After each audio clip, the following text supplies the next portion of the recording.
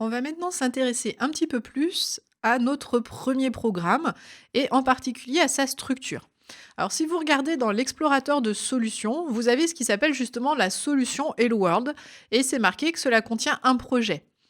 Ensuite, à l'intérieur, vous avez le projet Hello World et dans le projet Hello World, vous avez un ensemble de fichiers dont le programme.cs qui est le programme en C# que l'on a écrit. Donc il faut bien comprendre qu'en fait, un projet, c'est un ensemble de fichiers.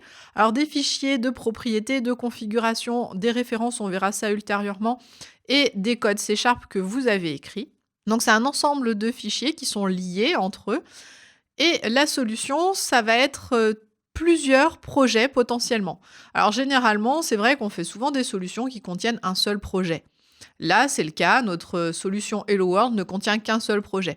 Mais si vous vouliez faire des applications plus compliquées, plus complexes pour des cas d'entreprise ou simplement parce que vous voulez faire une application qui propose beaucoup de fonctionnalités, vous pourriez ranger un petit peu en projet vos différents fichiers et avoir de cette façon-là, par exemple, une application qui fonctionnerait sur Windows Phone et sur tablette Windows 8 et avec une application desktop classique pour ceux qui auraient uniquement Windows 7.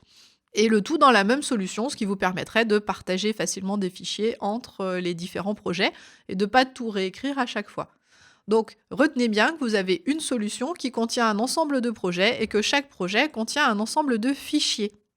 Et ici, dans mon cas, j'ai une solution qui contient un projet, qui contient un fichier, qui est mon programme principal, qui ne contient que 2 lignes réellement de code de ce que nous avons tapé.